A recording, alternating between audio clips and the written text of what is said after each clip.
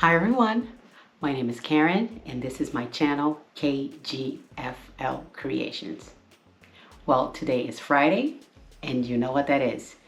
It's another episode of hashtag Friday Sews. Before I share what has been going on here in the sewing room, I want to talk about what I'm wearing today. Today I am wearing my Frankie polo dress. I don't think you can see it all the way to the bottom. I did wear this to work, and yeah, my new Frankie polo, nice, comfortable to wear to work. So now let's get into what has been going on here in the sewing room. I don't know if you guys remember, I did say that I wanted to make a trench coat for my daughter. She asked me to make a trench coat for her. Okay, she bought the fabric, she bought the lining, and I was going to make a toile. Actually, I needed to make a toile, muslin, whatever it is that we call it. At first, I wanted to make it out of a quilting cotton, just a cotton that I have in my stash. But the weight of the fabric is very light. You know, it's just cotton. So I was talking to my daughter one day and I told her, I said, what do you think if I make the toile out of a corduroy that I have in the stash? It's been sitting in the stash for a long time. She purchased it from Joann's, I think maybe 3 years ago. I think 2.5, 3 years ago. It was 4.5 yards of fabric. It was intact. So I was talking to her and I said, I think I'll make it out of that fabric. It's a little heavier than the quilting cotton and it'll be a wearable toile. And she's like, oh, that's actually a good idea. So yeah, you can make it out of that one. So I came in here, I pulled that fabric, and then I had to find a lining. I do have a bunch of what is like polyester type fabric, you know, the silky type that Joann's used to carry a lot. So I pulled 2 pieces out of there. The first one was a green, whole green color. And she's like, oh, that's too dark. I don't like that one. And then I found another one that was a little prettier, a little lighter. So she liked that one. So that's what's going to be the lining of the trench coat. Let me show you the color of the fabric. Here it is. This is, I have about 1 yard left over. This is really wide, really wide. This is inside out right here, and this is the corduroy right here. Nicely one way, and it pulls the other way. So this has a nap, and I had to pay attention while I was cutting, making sure that I would lay everything out in the same direction. As I was cutting, I would pull the fabric this way and lay it on the same direction so everything will be okay. It wouldn't be different colors. So this is the color, the fabric that I got out of my stash. Like I said, I still have about, I think it's about 1 yard left over. That's it right here. And this little piece here, which is cut, you can see the cut there. So this is for the whole body of the wearable toile. Let's fold this, and I am going to show you the lining. I have the tiniest piece left over. This here, this is also from Joann's. Ooh, I don't think you can see it well because of the light. See this? It's a little, it's a beige, between a beige and a pink, very light pink, with some twigs here and a little moth. It's not a butterfly, it's a moth. And yeah, but I only had 2 yards of this fabric here. Not enough to cut the whole lining out of it. You see, I have this little piece left over, and I have this little piece left over. So what I told her was, listen, I don't have enough. I only have 2 yards of this. I will cut this fabric for the front here, the whole thing, the pockets, front and back, then I'll use the green, which is the one that she didn't like, for the sleeves. And she's like, oh, okay, if you have to do that, that's okay. So that's what I did. I pulled the green, which is this fabric here. I think this one I had about 3 yards or maybe 3.5 out of this fabric. You see, this is the silky type that Joann's had a lot of this. I cut the sleeves, the lining for the jacket out of this fabric here. So yeah, you see this piece here, it's a little piece that unfolded from in here when I cut the sleeve out. The trench coat, which is this one here that I'm doing, the Acari Trench by Itch to Stitch. I said that in 2 videos ago because last week was the 20 sewing questions, but I did talk about it the last time. I had to put my glasses on so I can read something to you. There's a lot of pattern pieces. For the primary fabric, there are 15 pieces. Pattern pieces, I'm talking about pattern pieces alone. For the lining, there are 8 pieces that you have to cut. You use pretty much the same pattern piece from the actual outer fabric, but here you cut it a little bit different. You cut it a little bit smaller because there is the inside piece of the outer fabric, so the lining is a little bit smaller for the front. You have to cut the back the same size, and all the other ones are pretty much the same size. And the under color is only out of the lining, not out of the main fabric. And then they have interfacing A and interfacing B. Out of interfacing A, there were 7 pattern pieces that I had to cut to adhere to some of the primary fabric, the main fabric. And then there's 1 pattern piece, which is the sleeve head, you know, little piece for the sleeve head, which I have not cut yet. I have to see what fabric I'm going to use out of my stash. That is 1 pattern piece. So out of this whole thing right here, it's 15, 8, 7, that's 30 plus 1, 31 pieces to cut. Yes, 31 pieces. And that is not talking about interfacing B, because they have interfacing A and interfacing B. Interfacing B is out of knit interfacing. And that is something they tell you at one point during the instructions, tells you to cut I think it's a 4.5 wide, this all the way like this, to put it in at the hem of the front, back, sleeves. What else? I don't remember what else, but yeah, there's some other pieces that you have to cut. And out of interfacing A, which is a woven interfacing, there's some extra ones that you also have to cut, where you're going to put the button up here for the gun flap. The buttonhole, you have to put interfacing there. And I think there's another place where you have to put a small piece, like a 2x2 piece of interfacing. So yeah, more stuff to cut. It is a ton of cutting. It took me forever to cut. And this is only the 12. Yes, I am going to have to do this all over again. Oh my goodness. Wow. Yes, this is only the muslin, the 12, the wearable 12. I was going through the instructions, going through everything. There's a lot of information in here.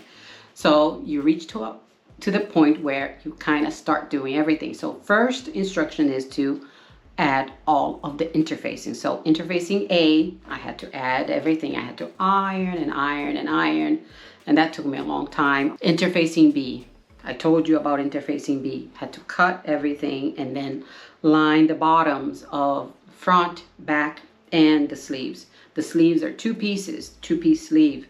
So I had to interface all of that. Then there is the 1 piece of the interfacing. Actually, I did not cut that one, where you have to put it where the welt pocket is going to be. There are 2 welt pockets on each side. Then you have to do the stage stitching up here. You do stage stitching on all of the pieces here that up in the collar. And then the first instructions that it starts with, which is number, let's see, number 8 already, it starts with the welt pocket. I'm like, okay, I'll start with the welt pocket. I started sewing one side, the other, and going. This first page here with the welt pocket, and then I turn, and then I look. Number 11, it says, sew a buttonhole. Yes, sew a buttonhole. The picture here, I'm hoping you can see it.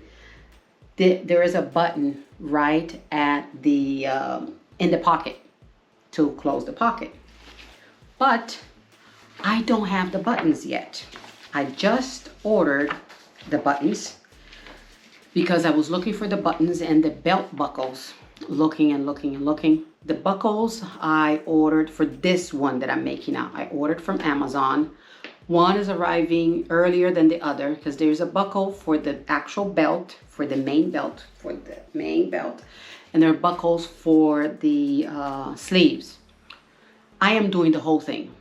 I am doing this whole jacket with everything, with the gun flap, with the back flap, back opening. I don't know what that's called. With the epaulets. Is that what it's called? I don't know if I'm saying that correctly. I'm pretty sure I'm not. Up here with everything. The whole thing I am doing. I'm going to do the whole thing with this jacket. So I cannot continue with the welt because I don't have the buttons. I ordered the buttons from Wawak. I ordered the buttons from Wawak. I ordered the shoulder pads from Wawak. I ordered more because I need for this one that I'm making now, plus the actual one with the expensive fabric that she purchased. So I need more than a set of shoulder pads. So I cannot continue with the welt pockets because I do not have the button so I can make my buttonhole. Ugh. I cannot make my buttonhole according to the size of the button. So I decided, okay, I need to continue. I'm not gonna just stop and wait. So I just looked through it and I'm like, okay, let's see what I'm gonna do next. So I'm already going in different directions. And then I looked, I'm like, oh, okay, there's the gun flap. So I can do that. I started doing the gun flap. And then I looked and I'm like, oh, the back thing, the back opening, it's not opening, but it's a storm flap. That's what it's called. So, okay, I'll do the storm flap. It's just attaching the lining to it. Sew it according to instructions with the lining. And then I'm like, okay, the back. All I had to do was stitch from top to bottom because it's a 2-piece. Stitch from top to bottom, and that's pretty much it. I also did the little epaulet. I don't think I'm saying that right. I think it's a French word. It's E-P-A-U-L-E-T-T-E. I'll put it down here so you can see it. Epaulet. So I did that one too. I did not turn it and iron it, but that is sewn in and I have to do that. I also ironed the little loops, which is a long piece where you're gonna cut into a certain size for the belt loops and the loops for the belt in the arm. What else? I did not do the belt because the belt is pretty long and I didn't feel like doing that. Another thing that I did, the collar, the outer collar, the one up top here, because there is a collar stand and the outer collar. I sewed together the lining and I put it together. So that's what I started. What else did I do? I think that's about it that I went so far with this. So until I get the buttons, I'll keep going with the stuff that I can actually sew without having the buttons. You see here, this is the gun flap. You see this piece right here interfacing? That's where the button is going to go. So I did sew it together with the lining. I have to turn it inside out, iron it, and do top stitching on this one. This is the storm flap here, also lining, main fabric, need to turn and do top stitching. Everything gets top stitched.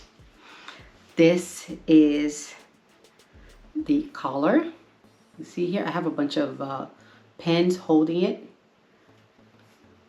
with the lining here, looking really nice. And this is the back. See here, this is the bottom where I put the interfacing. I still have to iron this. I did not iron. This is the back here. It's stitched according to instructions, only to a certain point, because after this there is a big opening here. There's instructions of how to do that opening, how to fold it and do a miter corner and all of that. So yeah, it is moving along. I will do as much as I can. Pretty soon, once I'm done with this and I can do the top stitching, I think I'll do the sleeves. I can put the sleeves together. That'll be okay to put the sleeves together. I can also do pretty much, I think, the whole lining. I can put the whole thing together. And as soon as the buttons arrive, I can just go back to where the welt pocket starts, and then I can go from there, and then I will have a bunch of the pieces already done. So that'll be good. That'll be good. The buttons, the other thread, and the shoulder pads should be arriving in 2 days. So it should be here in 2 days. I'll cross my fingers that it gets here. One of the belt buckles that I ordered from Amazon is due to arrive tomorrow, and the other one is only arriving next week, but that is the bigger belt for the actual waist belt. We'll see.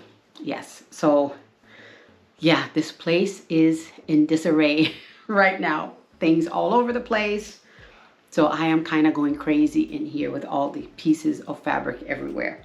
But at one point, I will finish this and it will actually look good. I am really looking forward to that, to finishing this up, putting it on her and checking it out to see if I have to do any adjustments. I didn't do any adjustments to it. I'm hoping that up here will be okay because I'm going to add shoulder pads. So it should be a little bit better. It should come up a little bit on the in the jacket, in the trench coat. Yeah, I think that's about it. There's a lot going on here. A lot going on. This is a pretty involved, so whew, yeah. Now let's talk about the plans for this weekend and for the week ahead. And you know what I'm going to say? The only thing in my plate is the trench coat. Yes. The only thing I'm working right now is this trench coat. Hopefully it will not drive me crazy. It won't. But I have not, to be honest with you, it is taking me a lot longer than I expected. And I'll tell you why when we get into the life portion of the video. Let's talk a little bit about life, what's going on. Well, I will tell you why I am very slow in making the wearable toile for the trench coat.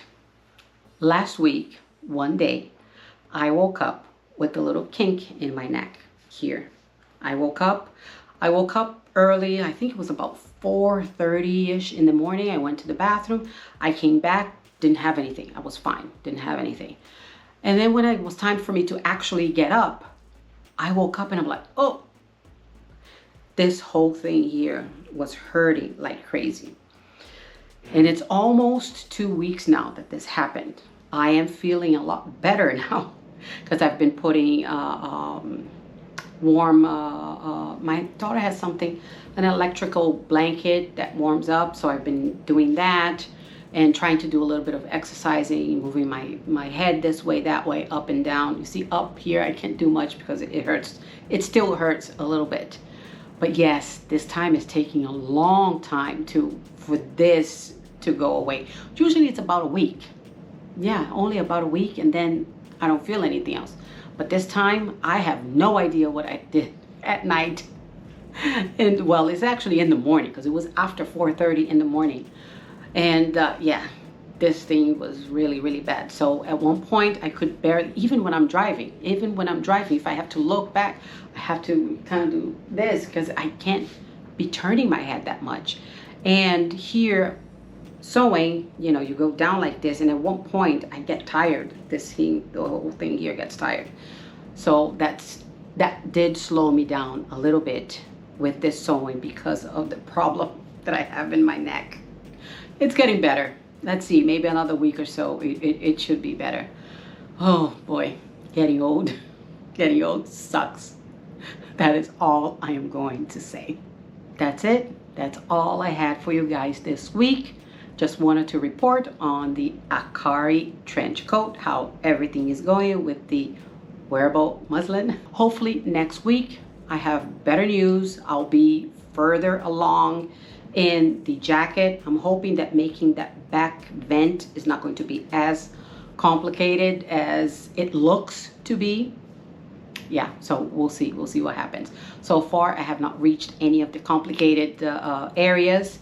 The welt pocket is pretty, it's not that it's complicated. You have to really be precise of where you're sewing to make sure that the welt pocket turns the way you want to. And then that back vent, I've never done one. We'll see what happens. If you liked this video, can you please hit that like button below? And if you can also subscribe, it will mean a lot to me. Don't forget to hit that notification bell so you're notified every time I upload a video. I will see you on the next one. Bye.